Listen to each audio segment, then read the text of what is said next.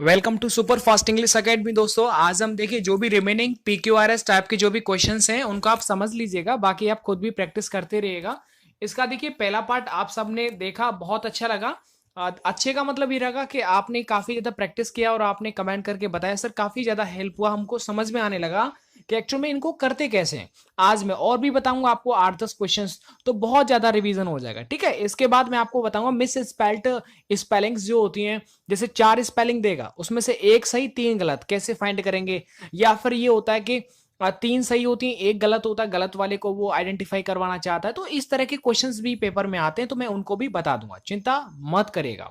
यदि आप नए तो आप चैनल को सब्सक्राइब कर लीजिएगा और अच्छी लगने पर वीडियो को मन तन से जरूर लाइक करें। चलिए अब मैं स्टार्ट करता हूं। देखिएगा ये वाले मैंने 4 क्वेश्चंस कल आपको डिस्क्राइब करके बहुत अच्छी तरह से समझाए थे कि इनमें कैसे ट्राई करते हैं, कैसे क्वेश्चंस को अटेम्प्ट करते हैं और बहुत जल्दी आप कैसे कैसे कर सकते हैं। तो फर्स्ट पार्ट देखेंगे तो फायदा, नहीं देखेंगे तो घाटा। अब मैं आगे बात करता हूं। देखो ये वाला, चलो मैं थोड़ा जूम कर लेता हूं अपने क्वेश्चन को। अब मैं इस पर बढ़ जाता हूं और इसमें हम ट्राई करेंगे।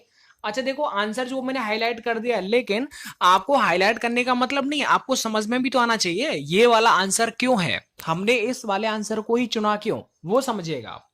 मैंने ये कहा था कि आप या तो ऐसा करो कि ये वाला जो सेंटेंस लिख रहा है कि इसके बाद कौन सा आएगा, इन 4 में से देखो उसकी स्टार्टिंग जिससे है रही है वही वाला हो जाएगा।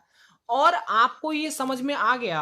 जैसे अब मैं आपको बताऊं थोड़ा सा तरीका, जैसे कहीं पर लिख रहा है ड्यू, और आपको पता होगा ड्यू टू एक साथ आता है, ड्यू टू एक साथ आता है यानी की वजह से। ड्यू टू का मतलब क्या होता है, की वजह से। ठीक है ना, तो ये समझ लीजिएगा। तो अब चलिए देखिए, क्लाइमेट चेंज ड्यू टू मतलब क्लाइमेट जो है वो किसकी वजह से चेंज हो रहा है। तो आपको पता है ड्यू के बाद आएगा टी टू आता है। तो मुझे इन 4 में से वो देखना है जिसकी स्टार्टिंग में टू लिख रहा हो। अब थोड़ा मीनिंगफुल भी आपको देखना है कि ऐसा नहीं बस टू देखते ही आपने कलेक्ट जो है ऑप्शन को राइट कर दिया, ऐसा आपको नहीं करना है। अब ये समझिएगा, देखो टू राइस प्रोडक्शन भी आ रहा है और टू ग्लोबल वार्मिंग भी आ रहा है। अब इन दोनों में से कौन सा सही है मीनिंग के हिसाब से वो देखना है। मतलब ये होगा क्लाइमेट चेंज जो है वो ग्लोबल वार्मिंग की वजह से है या फिर राइस प्रोडक्शन की वजह से, बताइए। देखो ग्लोबल वार्मिंग एक बड़ा इश्यू है, और आप होता है क्लाइमेट चेंज जो होता है वो ग्लोबल वार्मिंग की वजह से होता है। तो इसका मतलब है, अब देखो राइस प्रोडक्शन तो हो नहीं सकता, क्योंकि यार राइस प्रोडक्शन की वजह से क्लाइमेट चेंज का क्या फर्क पड़ा। ऐसे तो फिर आप राइस है वीट है कोई प्रोडक्शन करेंगे ही नहीं अगर क्लाइमेट पर ही फर्क पड़ जाए तो इस वजह से क्या हो जाएगा कि ग्लोबल वार्मिंग की वजह से क्लाइमेट चेंज पर फर्क पड़ता है। तो इसका मतलब है कि climate change due to global warming. इसका मतलब हुआ कि इसके बाद सबसे पहला जो ऑप्शन है इन 4 में से वो कौन सा आएगा, एस वाला। तो अब आपको कुछ भी नहीं करना, इन 4 जो ऑप्शन है उनमें ये देख लो पहला वाला एस किस में आ रहा है। समझ में आ गया, देखो इसमें आ रहा है मात्र, तो यही हमारा हो जाएगा, बाकी और चेक ही नहीं करना। अब जैसे मान लो 2 में होता, यहां पर भी ऐसा होता, तो क्या करते, तो फिर इन दोनों में फाइट करा देते, फिर हम दूसरे ऑप्शन को भी थोड़ा चेक करते। अगर एक ऑप्शन में आपको जवाब एकदम सही है, आप संतुष्ट हैं, तो आप समझ लीजिएगा कि आपका जो आंसर है वो एकदम सही है। चलो ये हो गया, देखो कितना जल्दी आपने कर लिया, एक ही झटके में कर दिया। अब देखो थोड़ा मैं सेकंड वाला ले लेता हूं, ये ऐसे करके। अब देखो प्रॉब्लम क्या होता है ना, क्वेश्चन की कमी नहीं है, क्वेश्चन बहुत सारे, लेकिन थोड़ा सा पीडीएफ टाइप करने में थोड़ा वक्त लगता है। इसलिए जबकि मैं फोटो खींच करके यूं ही बहुत जल्दी जल्दी बहुत सारे क्वेश्चंस को करवा सकता हूँ। आप इनको आप बाकी अपने घर पर भी आप खुद ट्राई करिएगा, समझ में आ जाएगा। अब यहां पर देखो वी सर्च्ड एवरीवेयर, समझना, वी सर्च्ड ये सर्च सर्च स्पेलिंग है। ठीक है, तो अब क्या हो जाएगा, वी सर्च्ड एवरीवेयर। अब ये समझना है कि इन 4 में से क्या आएगा। मुझे एक चीज ये पता है, वो क्या पता है, देखो मुझे एक चीज ये समझ में आ रही है कि वी सर्च्ड एवरीवेयर हमने हर जगह सर्च कर लिया, under the bed and tables, inside the cupboard का मतलब अलमारी and suitcase, and amongst the magazines and books, but Rohit could not find no trace of his wallet. ये बिल्कुल सही है। देखो मैंने कैसे चेक किया था, मुझे ये पता था कि यार वी सर्च्ड एवरीवेयर मतलब हमने हर जगह सर्च कर लिया, तो अब क्या रहेगा, अब हो क्या गया, मतलब under the bed and table, ये इसका मीनिंग एकदम सही बैठ रहा है, तो इसलिए ये बी वाला एकदम सही हो जाएगा। अच्छा देखो स्टार्टिंग में आपके एस आ रही है आपके हिसाब से, और लास्ट में मुझे ये पता है कि and books, but Rohit could not find no, लेकिन रोहित को कुछ नहीं मिला। ट्रेस ऑफ हिज वॉलेट, मतलब उसके वॉलेट का कोई भी अता पता कहीं पर भी कोई निशान नहीं मिला। तो नो के बाद जो जोड़ी बन रही है वो ट्रेस की बन रही है, तो मुझे पता चल गया कि यार लास्ट में आएगा आर। तो ऐसे करके मेरा जो बी वाला है वो उत्तर एकदम सही हो जाएगा। देखो ज्यादा टाइम नहीं लगा, आपने समझ भी लिया कि आपका जो उत्तर है वो कैसे आ रहा है।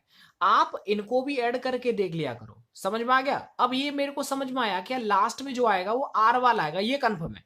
तो फिर मैंने ज्यादा दिमाग नहीं लगाया, मैंने पीछे भी देखा पीछे क्या आ रहा है, तो पीछे देखा तो मेरे समझ में आ गया पक्का मेरा जो फाइनल है वो बी वाला है। देखो जरूरी नहीं उसका आपको मीनिंग समझ में आ जाए, तो आप कंफ्यूज भी हो सकते हैं। अब बहुत बड़ा लिखा आ गया 3-4, अब उनमें से आप कैसे पता करेंगे कि कौन सा आएगा।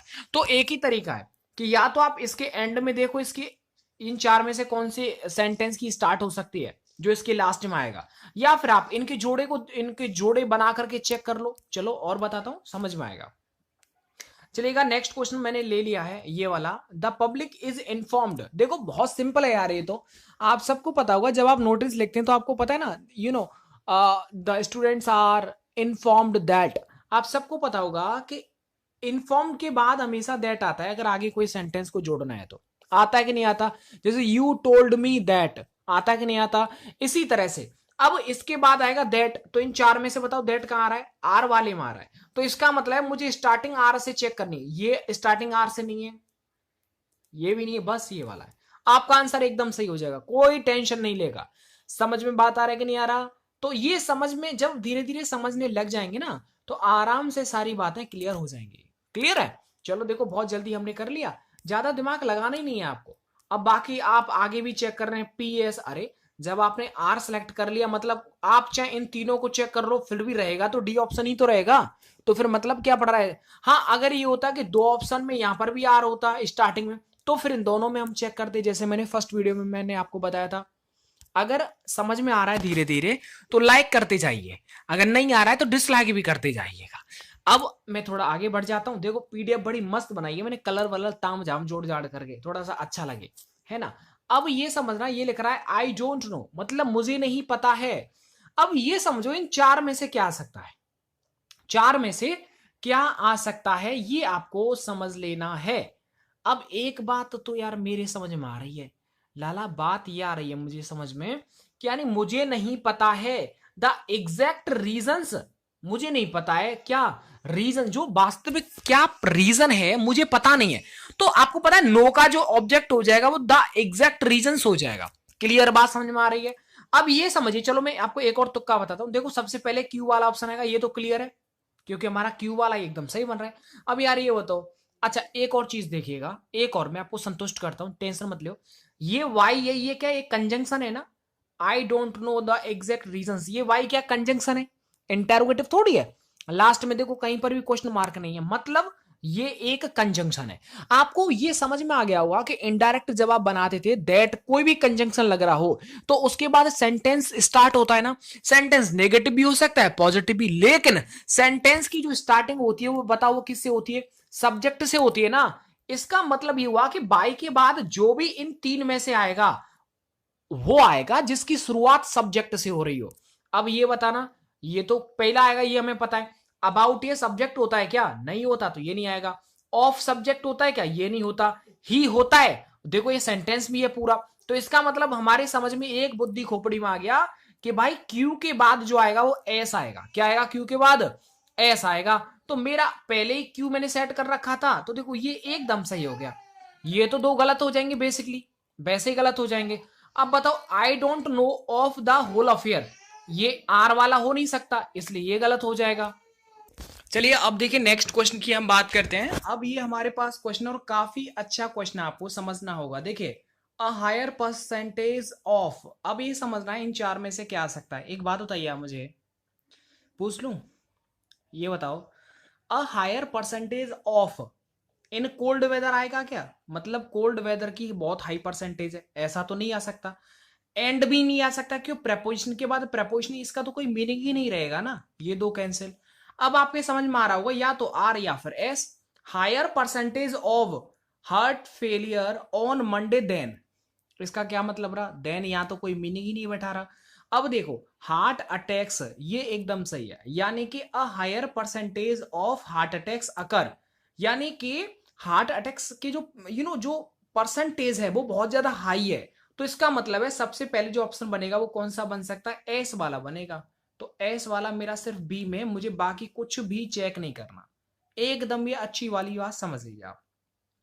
ठीक है, heart attacks occur in cold weather, ये समझना है आपको। आगे देखो और अच्छा क्वेश्चन मैंने ले लिया है।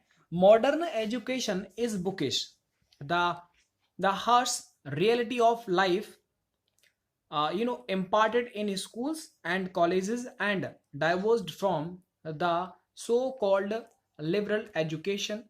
आगे बात करते हैं, does not help students earn their livelihood।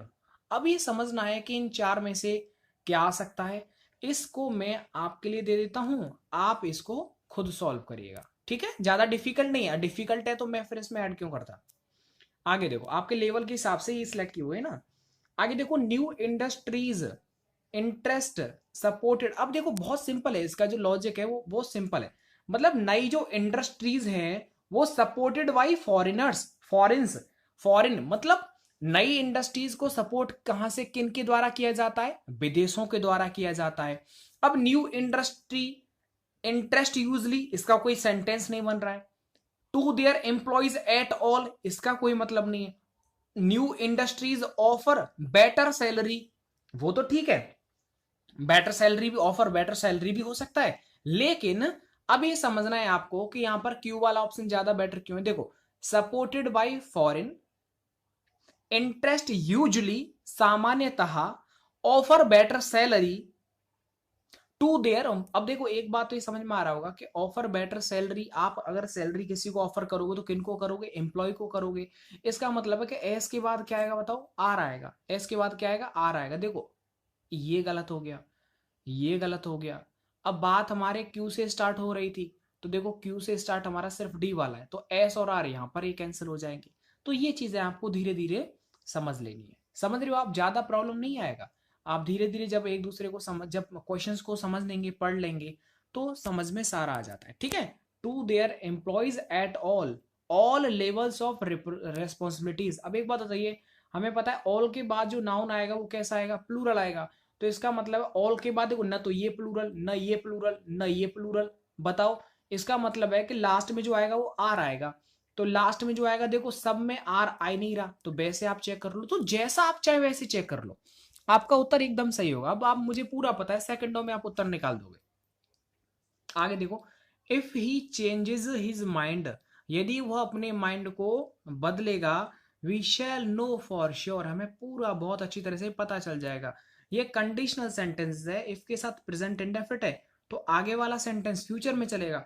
तो देखो फ्यूचर में ये हो जाएगा कि अब एक बात बताइए, यहां पर अगर हम दूसरा वाला सेंटेंस जोड़ते हैं तो बताओ एंड की जरूरत पड़ती है क्या, नहीं। तो इसका ये फ्यूचर तो खराब हो जाएगा। ये फ्यूचर है नहीं, ये फ्यूचर है नहीं, सिर्फ ये फ्यूचर है, हमें एंड वगैरह नहीं लगाना पड़ता है। तो ये क्या है समझ में आएगा। तो मतलब स्टार्टिंग किससे हो रही है, एस से हो रही है, और एस वाला सिर्फ एक ही है। तो ये गलत, ये गलत, ये गलत। आपका राइट आंसर क्या हो जाएगा, सी हो जाएगा। बात समझ में आ रही है नहीं आ रही है। तो ये चीजें जब आप करेंगे तो समझ में आएगा। देखो, we shall know for sure that, अब इसके बाद ये दैट क्या है, कंजंक्शन है। कंजंक्शन के बाद क्या चलेगा, एक पूरा सेंटेंस चलेगा जिसमें सब्जेक्ट आ रहा होगा। अब सब्जेक्ट क्या है बताना, एंड कोई सब्जेक्ट थोड़ी है, दा सेम कोई सब्जेक्ट थोड़ी है, रोहित सब्जेक्ट है। तो मुझे ये पता चल गया कि सर जी हाँ, एस के बाद क्यू आएगा। तो देखो एस के बाद क्यू आ रहा है, एस के बाद क्यू, ये गलत है, ये भी गलत है, ये भी गलत है। तो आप जैसा चाहे मार साहब वैसे देख लेना, आपका आंसर कभी गलत नहीं हो सकता। ठीक है, चलो और देखता हूँ। हाँ अरे अभी तो और, चलो और अच्छे, चलो ये भी करा देता हूँ। आगे देखो, अ नंबर ऑफ लिंग्विस्ट्स, मतलब लिंग्विस्ट का मतलब होता है जो भाषाएं, बहुत ज्यादा भाषाएं बोलते हैं, भाषाएं जानते हैं। अ नंबर ऑफ लिंग्विस्ट, अब ये समझना है आपको कि इनमें से कौन सा आ सकता है। जब पढ़ेंगे तो समझ में आने लगेगा। देखो भाई, मैंने तो टाइप किए, मैंने नोट किया है, तो मुझे तो पता है ना कि कौन सी जगह कहाँ गलती है, तो मैं तो फट से निकाल देता हूँ। बट आपको अब जब पढ़ेंगे तो तुम्हारे भी समझ में आ जाएगा। देखो मैंने कैसे लॉजिक निकाला था, ये मैंने कहा इसके बाद भाड़ में जाने दे, क्या आएगा वो तो मुझे पता है खैर क्या आएगा, लेकिन मैंने एक दूसरा दिमाग तुम्हें समझाने के लिए, मुझे ये पता है कि all of the thousands of, आपने हमेशा ये पढ़ा होगा कि द थाउजेंड्स ऑफ आता है, अगर इसके बाद कोई प्रेपोजिशन आएगा तो ऑफ आएगा। तो मैंने सोचा यार इसके बाद प्रेपोजिशन ऑफ आता है, तो मैंने इन चार में देखा तो ऑफ मुझे पहले वाले में मिल गया, तो मेरी बुद्धि ने काम कर दिया, मैं लाला जी ऐसा है, आर के बाद ऑप्शन जो आएगा वो क्यू आएगा। आर के बाद ये समझ में आ रहा है, यानी कि आर के, ये देखो किधर है भाई ये, contest that all of the thousands of languages, इसका मतलब है कि आर के बाद क्या आएगा, पी आएगा, सॉरी ये पी वाला ऑप्शन है। तो ये चीज जब आप समझेंगे तो ये क्या हो जाएगा कि इस वाले ऑप्शन के बाद मेरा क्या आ जाएगा, पी आ जाएगा, आर के बाद पी।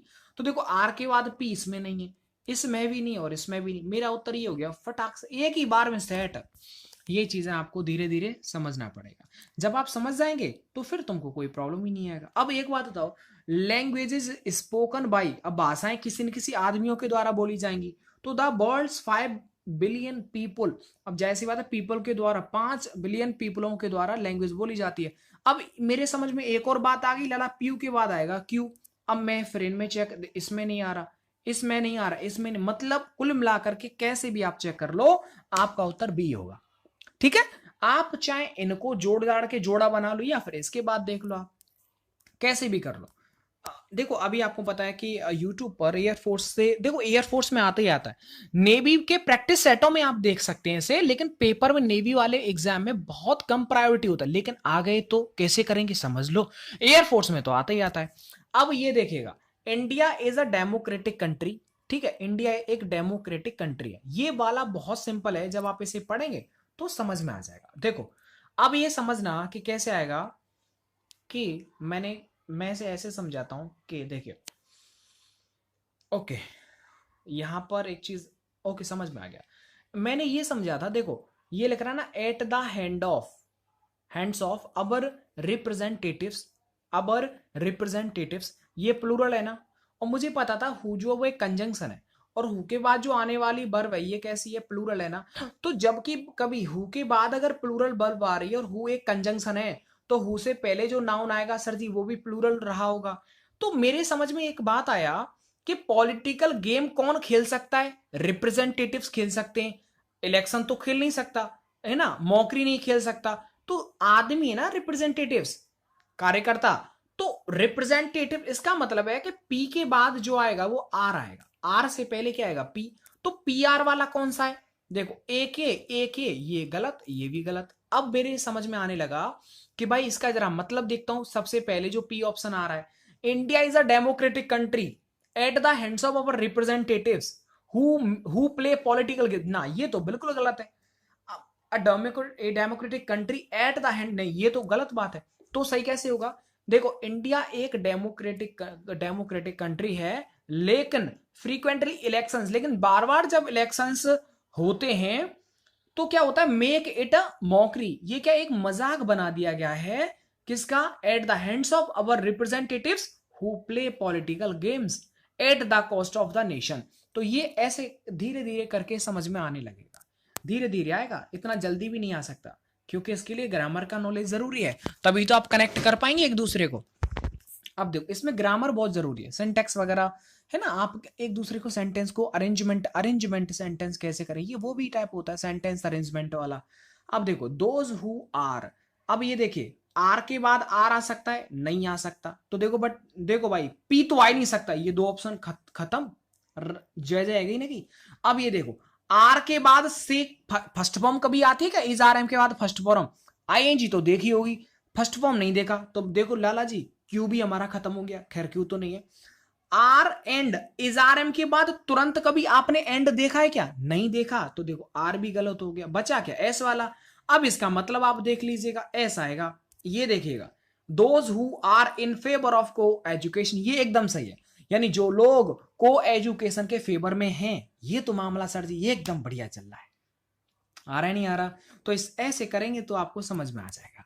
चलो आगे देखो, ऋतिक चौधरी अभी रो रहे थे, अभी उनको चुप किया था, इसलिए बीच में वीडियो को थोड़ा सा रोक दिया था। अब ये देखिएगा, Hrithik Chaudhary writing till his, ये डेथ कर लीजिएगा, in the early year started writing of the century and continued the mid 70s। अब आपके एक समझ में आ गया होगा, ऋतिक चौधरी स्टार्टेड राइटिंग। ठीक है बेटा, ऋतिक चौधरी ने, अब एक बात बताओ यार, ऋतिक चौधरी के बाद डायरेक्ट कभी आईएनजी आ सकता है क्या? नहीं आ सकता, या तो एजारे में आता तब आईएनजी आता। लेकिन अगर सब्जेक्ट के बाद, अगर इन चार में से मुझे पता चल गया कि भाई सेकंड फॉर्म आ सकती है, पास्ट इंडेफिनिट बन जाएगा ये, तो ऋतिक चौधरी के बाद आर वाला ऑप्शन आएगा। तो आर वाला स्टार्टिंग में कौन सा है? मात्र सी वाला है। तो ये गलत कर दिया, ये भी गलत और ये भी गलत। तो ये चीजें आपको क्या है, जब आप सीखेंगे ना धीरे धीरे तो आपको समझ में आएगा। ठीक है ना। चलो दोस्तों, इतना ही इनफ है आज के लिए, और इसके बाद जो रिमेनिंग क्वेश्चंस हैं वो मैं आपको नेक्स्ट वीडियो में करवा दूंगा। कुछ आपके टॉपिक्स और बचे हैं, और वीडियो अच्छा लगा है तो आप मन से लाइक करें तो अच्छा लगेगा, और चैनल को सब्सक्राइब करके और अपने दोस्तों में शेयर कर दीजिएगा। कमेंट करके बताइए आपको वीडियो कैसा लगा, और जो पूछा उसका आप क्वेश्चन का जवाब दीजिए। Thank you so much.